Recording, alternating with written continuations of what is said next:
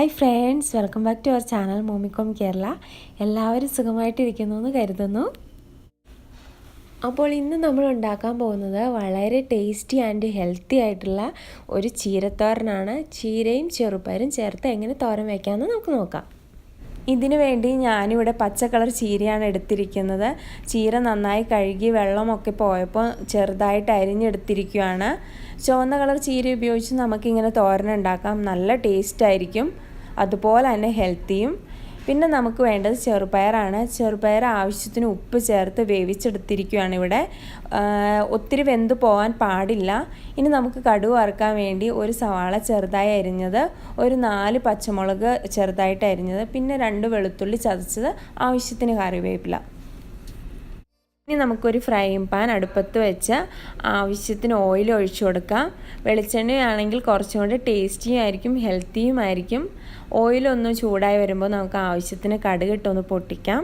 കടുക് ഒന്ന് പൊട്ടി വരുമ്പോൾ നമുക്ക് കുറച്ച് ഉഴുന്നുപരിപ്പ് ചേർത്ത് കൊടുക്കാം. ഇങ്ങനെ ഇലക്കറികളൊക്കെ തോരൻ വയ്ക്കുമ്പോൾ നമ്മൾ ഉഴുന്നുപരിപ്പ് ചേർക്കുവാണെങ്കിൽ ആ തോരനൊരു പ്രത്യേക ടേസ്റ്റ് ആയിരിക്കും. ഇനി നമ്മൾ അരിഞ്ഞു വെച്ചിരിക്കുന്ന സവാളയും പച്ചമുളകും കറിവേപ്പിലയും എല്ലാം ചേർത്ത് നമുക്ക് നന്നായിട്ടൊന്ന് വഴറ്റിയെടുക്കാം. നമ്മളിങ്ങനെ ഉഴുന്ന് ചേർക്കുമ്പോൾ അത് കരിഞ്ഞു പോകാതിരിക്കാൻ ശ്രദ്ധിക്കണം കേട്ടോ. ചെറുതായിട്ടൊന്ന് മൂത്താൽ മതി. ഇനി നമുക്കിതിലേക്ക് ഒരു നുള്ളു മഞ്ഞൾപ്പൊടി ചേർത്ത് കൊടുക്കാം. മഞ്ഞൾപ്പൊടിയൊക്കെ ആയാലും ഒരു നുള്ളു മാത്രം മതി. അപ്പോൾ മഞ്ഞൾപ്പൊടിയുടെ ആ ഒരു പച്ചമണം മാറിക്കഴിയുമ്പോൾ നമുക്ക് ആ അരിഞ്ഞു വെച്ചിരിക്കുന്ന ചീര ചേർത്ത് കൊടുക്കാം. ഇനി നമുക്കിതിലേക്ക് ആവശ്യത്തിനുള്ള ഉപ്പ് ചേർത്ത് നന്നായിട്ടൊന്ന് ഇളക്കി കൊടുക്കാം. പിന്നെ ഒരു കാര്യം, നമ്മളിങ്ങനെ ചീര പോലെയുള്ള ഇലക്കറികളൊക്കെ തോരൻ വെക്കുമ്പോൾ ഒരിക്കലും മൂടി വെച്ച് വേവിക്കണ്ട. കാരണം ഈ ഇലക്കറികൾക്കൊക്കെ വേവ് ഒത്തിരി കുറവായിരിക്കും. അതുപോലെ തന്നെ ഈ ചീരയിലൊക്കെ ഓൾറെഡി വെള്ളത്തിൻ്റെ കണ്ടൻറ്റ് ഒത്തിരി കൂടുതലാണ്. അപ്പോൾ നമ്മൾ അടച്ചു വെച്ച് വേവിക്കുമ്പോൾ അതിലേക്ക് വീണ്ടും വെള്ളം ഇറങ്ങും. അപ്പോൾ അതിൻ്റെ ഒരു ടേസ്റ്റ് നഷ്ടപ്പെടും. അപ്പോൾ അതുകൊണ്ട് കഴിവതും ഇങ്ങനെ ഇളക്കിയിട്ട് വേവിച്ചെടുക്കാൻ നോക്കുക. ഇനി ഞാനിതിലേക്ക് ഒരു 2 പിടി തേങ്ങ ചേർത്ത് കൊടുക്കുവാണ്.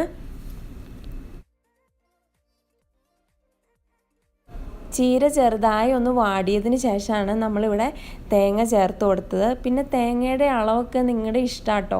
ഒത്തിരി തേങ്ങ ചേർക്കുവാണെങ്കിൽ കറിക്ക് കൂടുതൽ ടേസ്റ്റ് ആയിരിക്കും. പിന്നെ ഹെൽത്ത് വൈസ് നോക്കുമ്പോൾ തേങ്ങയൊക്കെ കുറച്ച് ചേർക്കുന്നതായിരിക്കും നല്ലത്. അപ്പോൾ ഇവിടെ നമ്മുടെ ചീരയും തേങ്ങയൊക്കെ നന്നായി മിക്സ് ആയിട്ടുണ്ട്. ഈ സമയം നമ്മളിവിടെ വേവിച്ച് വെച്ചിരിക്കുന്ന ചെറുപയർ ചേർത്ത് കൊടുക്കുവാണ്. ചെറുപയറിന് പകരം നിങ്ങൾക്ക് വൻപയർ ആയാലും ഉപയോഗിക്കാം, അതും നല്ല ടേസ്റ്റാണ്. ഇനി ഇത് നമുക്ക് നന്നായിട്ടൊന്ന് മിക്സ് ചെയ്തെടുക്കാം. ഇങ്ങനെ നന്നായി മിക്സ് ചെയ്തതിന് ശേഷം നമുക്കിതെല്ലാം കൂടെ കൂടി ഇങ്ങനെ തട്ടിപ്പൊത്തി ഒന്ന് വെച്ച് കൊടുക്കാം.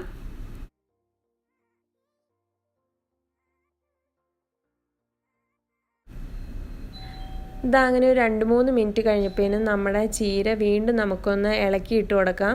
ഇതങ്ങനെ നമ്മുടെ തോരൻ ഇപ്പോൾ ഇവിടെ ശരിക്കും റെഡി ആയിട്ടുണ്ട്. നിങ്ങൾക്ക് കാണുമ്പോഴേ മനസ്സിലാവും ഒട്ടും വെള്ളമൊന്നുമില്ല. അതുപോലെ ചീരയായാലും പാകത്തിനാണ് വെന്തിരിക്കുന്നത്. ഇലക്കറികളൊന്നും ഒത്തിരി നമ്മൾ വേവിക്കരുത്. വേവിച്ച് കഴിയുമ്പോൾ അതിൻ്റെ ഒരു ടേസ്റ്റ് നഷ്ടപ്പെടും. ഇതങ്ങനെ നമ്മുടെ വളരെ ടേസ്റ്റി ആയിട്ടുള്ള ചീര ചെറുപയർ തോരൻ ഇവിടെ റെഡി ആയിട്ടുണ്ട്. നല്ല ചൂട് ചോറിൻ്റെ ഒപ്പം ഈ ഒരു ചീരത്തോരനുണ്ടെങ്കിൽ നമുക്ക് വേറെ കറികളൊന്നും വേണമെന്നില്ല, അത്ര ടേസ്റ്റിയാണ്. അപ്പോൾ ഇന്നത്തെ ഈ ഒരു റെസിപ്പി നിങ്ങൾക്ക് എല്ലാവർക്കും ഇഷ്ടപ്പെട്ടു എന്ന് വിചാരിക്കുന്നു. ഇഷ്ടപ്പെട്ടാൽ ട്രൈ ചെയ്ത് നോക്കുക, ഫീഡ്ബാക്ക് അറിയിക്കുക. പിന്നെ നിങ്ങളുടെ ഫ്രണ്ട്സിനും ഫാമിലിക്കും ഷെയർ ചെയ്യുക. അതുപോലെ തന്നെ നമ്മുടെ ചാനൽ ആദ്യമായിട്ട് കാണുന്നവരാണെങ്കിൽ സബ്സ്ക്രൈബ് ചെയ്യാൻ മറക്കരുത്. അപ്പോൾ വീണ്ടും കാണുന്നത് വരെ എല്ലാവർക്കും ബൈ ബൈ.